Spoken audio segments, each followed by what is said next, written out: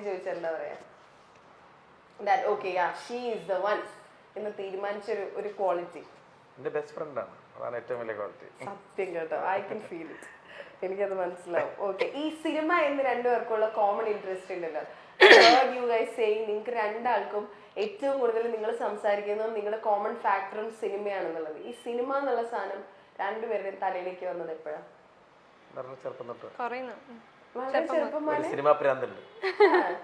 എന്നാലും അങ്ങനെ പറഞ്ഞിടത്തോളം എനിക്ക് അത് കണക്ട് ആയിട്ടുള്ള ഒരു കാര്യം അതാ.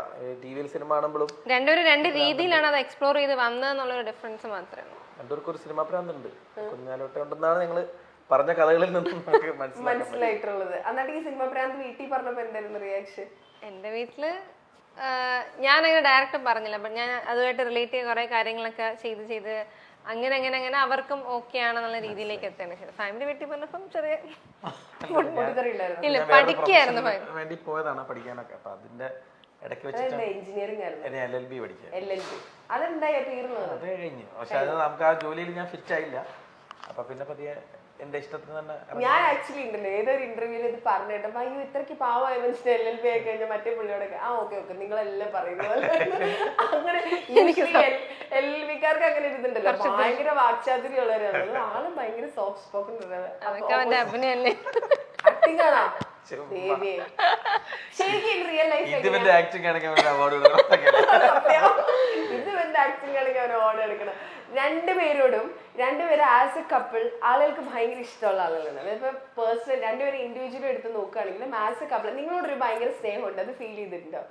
അതായത് ആളുകൾക്ക് ബേസിക്കലി ജനറലി അങ്ങനെ ഒരു സ്നേഹമുണ്ട്. ഇപ്പൊ നൂറിനോടാണെങ്കിലും ഉണ്ട്, ഫഹിമിനോടാണെങ്കിലും ഉണ്ട്. ഫഹിമിനോട് എനിക്ക് തോന്നുന്നു കുറെ കൂടെ എനിക്ക് ബേസിക്കലി ജൂണിൽ ആ ക്യാരക്ടറിനോടുള്ള ഭയങ്കര ഒരു സ്നേഹമുണ്ട്. അത് എപ്പോ കണ്ടാലും എനിക്ക് അതാണ് ഓർമ്മ വരിക.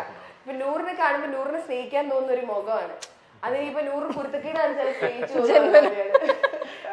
അവർ രണ്ടുപേരോട് ഒരു ഇഷ്ടമുണ്ട്, അത് ഫീൽ ചെയ്തിട്ടുണ്ടോ മൊത്തം ആളുകളുടെ അടുത്തുനിന്ന് ആസ് എ കപ്പിളൊക്കെ? നമ്മളോട് ഇപ്പൊ ഒരുപാട് പേര് വന്ന് സംസാരിക്കുമ്പോഴും ഇപ്പൊ എന്നെ പെട്ടെന്ന് കാണുമ്പോഴത്തേക്ക് ഹസ്ബൻഡ് എവിടെ അല്ലെങ്കിൽ ഫൈമുണ്ടെന്ന് ചോദിക്കുക, അല്ലെങ്കിൽ ഫൈമിനെ കാണുമ്പോഴത്തേക്ക് എന്നോട് ഒന്ന് നൂറിനില്ലേന്ന് പറഞ്ഞ ചോദ്യം. അതായത് എപ്പോഴും നമ്മൾ ഒരുമിച്ച് ഇവർക്ക് കാണാൻ അല്ലെങ്കിൽ ആ ഒരു പരസ്പരം നമ്മളെ പറ്റി അവർ അന്വേഷിക്കുക, ഒരാളില്ലെങ്കിൽ കൂടെ ഉള്ള ആളെ പറ്റി അന്വേഷിക്കുക. അതെനിക്ക് ഭയങ്കര ഇഷ്ടമുള്ള കാര്യമാണ്.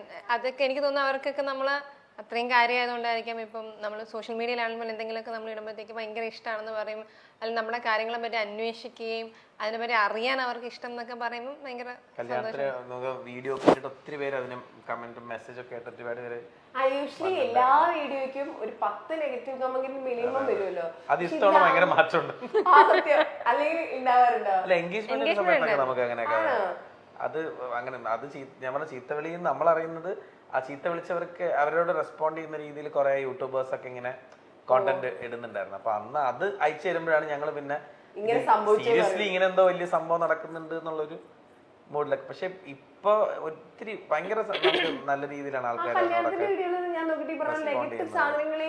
ഭയങ്കര സന്തോഷം നമുക്ക് തന്നത്. വേറൊരു സൈഡ് അതുമായിരുന്നു, കാരണം നമ്മളെ ലൈക് പബ്ലിക്കിനും ഇഷ്ടമാണ്, അല്ലെങ്കിൽ അവരും നല്ലൊരു ബ്ലെസ്സിങ് നമ്മൾ പോസിറ്റിവിറ്റിയാണ്. നമുക്ക് ചുറ്റുമുള്ളവർ നമ്മളെ പറ്റി നല്ലത് പറയുമ്പോൾ ഒരു പോസിറ്റീവ് ഫീലിംഗ് ഉണ്ട്. ഓക്കെ, രണ്ടുപേരെ ഈ പറഞ്ഞ പോലെ രണ്ടുപേരും ഞങ്ങൾക്കറിയാവുന്ന രണ്ടുപേരും നിങ്ങളെ ഓൺ സ്ക്രീൻ കണ്ടിട്ടുള്ളതൊക്കെ വെച്ച് നിങ്ങൾ ഭയങ്കര സ്വീറ്റ് ആണ്. നിങ്ങളിപ്പോ 24/7 നേരത്തെ പറഞ്ഞ പോലെ ഒരുമിച്ചാണ്. ഫഹിം എങ്ങനത്തെ ഒരാളാണ്? പോസിറ്റീവ്സ് ആൻഡ് നെഗറ്റീവ്സ് പറയുകയാണെങ്കിൽ നമ്മൾ നോക്കുമ്പോൾ ഞാൻ പറഞ്ഞ പോലെ ഭയങ്കര സോഫ്റ്റ് സ്പോക്കൺ ഇങ്ങനെ ചിരിച്ച് സംസാരിക്കുന്ന ഒരാളാണ്.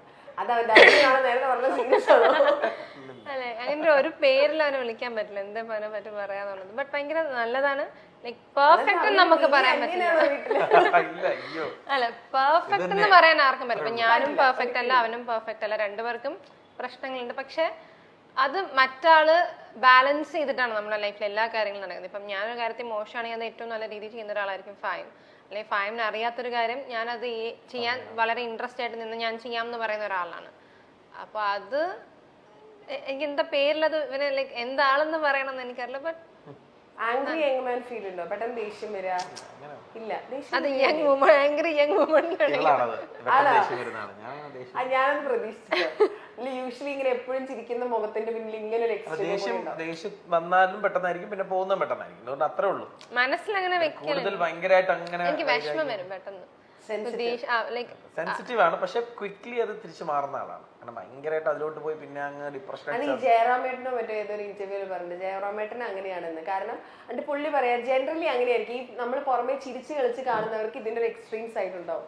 ഇവര് പെട്ടെന്ന് ദേഷ്യപ്പെടും, നമ്മൾ പോലും വിചാരിക്കാത്ത നേരത്തെ ദേഷ്യപ്പെടും. പക്ഷെ മാക്സിമം പ്രശ്നങ്ങളൊന്നും ഉണ്ടാവാതിരിക്കാനും നോക്കും. അങ്ങനത്തെ കാര്യങ്ങളോട് ഇടപെടേ ഇല്ല. അവനെ കൊണ്ട് അതിൽ നിന്നൊക്കെ ഒഴിഞ്ഞു മാറി സോൾവ് ആക്കാൻ നോക്കുന്ന ഒരാളാണ്. വളരെ മാക്സിമം പ്രശ്നങ്ങളൊന്നും എങ്ങനെയൊക്കെ സമാധാനപ്രിയനായിട്ടുള്ള ഒരാളാണ്.